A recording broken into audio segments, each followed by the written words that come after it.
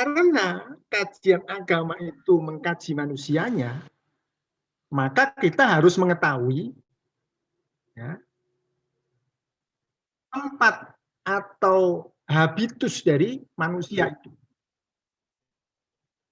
Dari sini aja kita sudah bisa membayangkan, oh itu butuh teori ya. Mengkaji agama itu mengkaji manusianya, ya. Sepanjang hayat manusia, dinamika hayatnya manusia, berbagai aspek yang terkait dengan hayatnya manusia, itu pun kita harus menghadirkan banyak perspektif untuk menjelaskan. Lebih-lebih ketika manusia itu hidup di sebuah tempat, di sebuah wilayah yang dalam konteks sosial budaya kita mengenal habitus. Habitus itu kalau dalam ilmu biologi ya, kemudian turun menjadi satu istilah habitat gitu ya. Habitus itu konteks sosial budaya, geografi yang di situ manusia hidup. Itu pun mempengaruhi cara-cara hidup dan hayatnya manusia. Maka disinilah kita membutuhkan teori untuk menjelaskan itu. Tadi nggak bisa dengan asumsi, tapi dengan teori. Ada dua referensi yang kita jadikan landasan pada awal jagungan rebuan ini ya, terkait dengan tempat manusia. Tempat manusia beragama itu hidup. Dua buku. Nanti kalau menginginkan langsung saya kopikan, langsung saya kirimkan e-booknya. Yang pertama Wilfred Calvin Smith tadi sudah saya singgungkan, The Meaning and End of Religion. Kemudian yang kedua Trevor Link, A History of Religions East and West. Ini dua buku yang nanti di sini akan dijelaskan bagaimana konsep habitus itu. Habitus berarti tadi sudah saya sampaikan. Studi agama itu mengkaji human.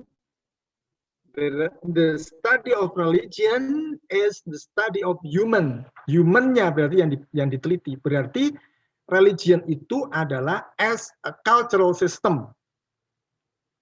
Sebagai sebuah sistem budaya. Ya, tentu nanti disinilah pendekatan antropologi agama dari Podgers, dari Robert Redfield dan sebagainya bisa masuk ke situ. Nah, ketika dia studi agama ini mengkaji manusianya, manusia itu kan tidak hidup di awang-awang, tidak hidup di awang-awang itu bahasanya apa ya? Di ruang kosong. Tapi dia hidup dalam konteks sosial budaya. Maka disitulah habitus muncul. Nah, Calvin Smith mengantarkan pada kita, human itu selalu terkait dengan sosial budayanya. Saya ulang, human, manusia yang beragama itu selalu terkait dengan konteks sosial budaya.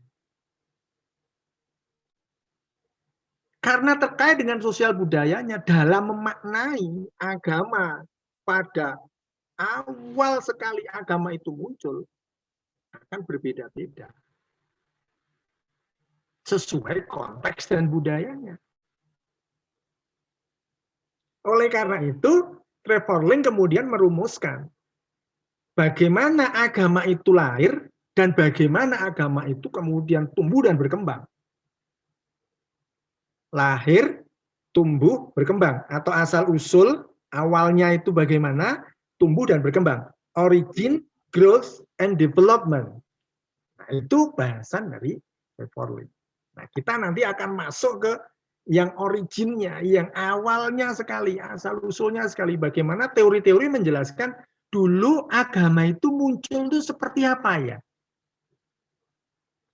Nah, manfaat dari teori ini kita bisa menggunakannya untuk menganalisis. Misalnya kita, teman-teman semuanya, nanti akan meneliti satu fenomena keagamaan di tempat tertentu. Kita bisa melacak asal penghayatan keagamaan kok bisa seperti itu. Kita bisa melacak ke belakang melalui teori-teori ini. Ya, kita bisa melacak ke belakang. Jadi fokus kita, kalau kita menggunakan teori ini, fokus kita ke mengapa fenomena keagamaan itu bisa muncul. Kita bisa mengkaji originnya. Apakah ini melekat dengan agama besar misalnya Yahudi, Hindu, Buddha, Islam, Kristen, Katolik, atau sebagai sebuah fenomena kebudayaan semata. Tidak ada kaitannya dengan konsep agama besar. Itu kita bisa memanfaatnya ke sana.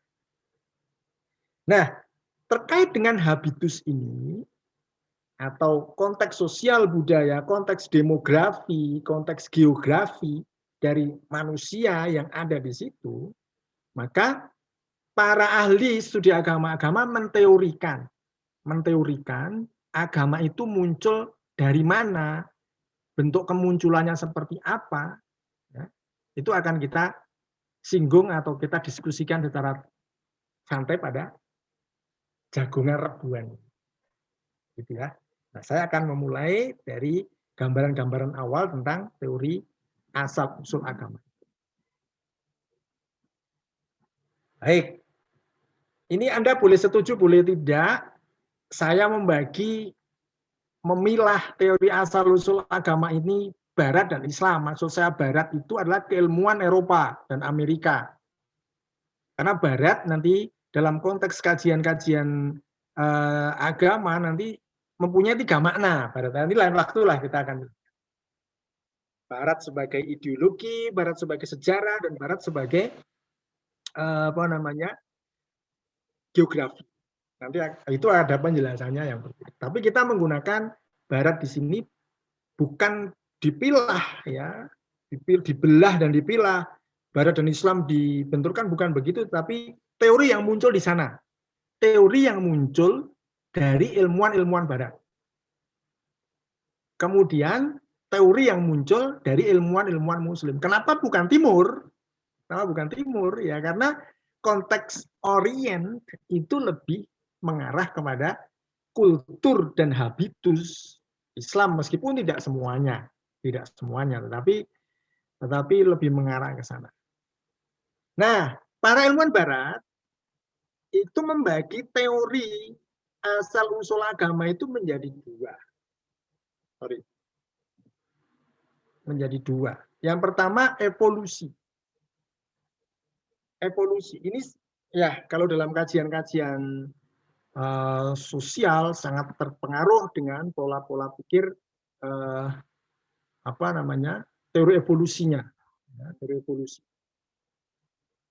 Nanti yang membawa ke dalam studi agama yang jelas Herbert Spencer.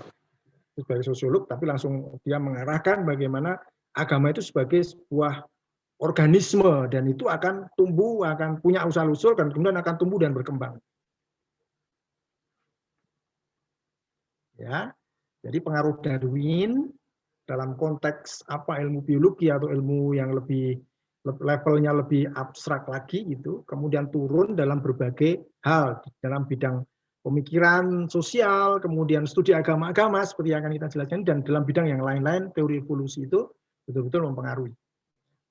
Nah, dalam keluarga evolusi, teori evolusi itu ada beberapa teori, ada banyak teori sebenarnya. Di sini kita sampaikan 6 saja. 6 saja. Yang pertama animisme. Nanti dealer ya. Kemudian dinamisme. Maret. Kemudian animatisme. Andrew Lang. Kemudian teori Huygens. Teori henoteisme. Bukan. Henoteisme. Kemudian teori monoteisme. Monoteisme ini ada beberapa teori evolusi, ya basisnya evolusi, jadi agama itu ada asal usulnya, kemudian paling dasar sekali, paling awal sekali, kemudian berinteraksi dengan habitusnya, kemudian dia tumbuh, kemudian dia berkembang menjadi agama-agama besar seperti ini. Asumsinya seperti itu, tapi awal asalnya agama besar ini menurut beberapa teori penteorinya itu ada beberapa teori seperti itu. Kemudian yang kedua, di Barat juga ada yang mengembangkan teori revelasi wahyu.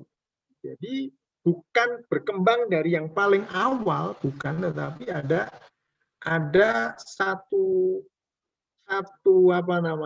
paradigma bahwa agama itu muncul karena dikehendaki oleh Tuhan melalui wahyu. Jadi di barat begitu fragmentasi atau polarisasi gagasan mengenai asal-usul agama. Dan kalau kita membahas ini, tentu teori-teori antropologi, teori-teori fenomenologi, sosiologi akan sangat-sangat kental nanti di sini. Maka nanti tadi diinformasikan ada teman-teman yang basicnya antropologi nanti bisa memberikan masukan, bisa memberi pengayaan. Ya. Bisa memberi pengayaan. Baik, kemudian yang di dunia muslim atau teori yang berkembang di ilmuwan-ilmuwan Islam. Itu ada teori yang dikenal dengan ur-religion.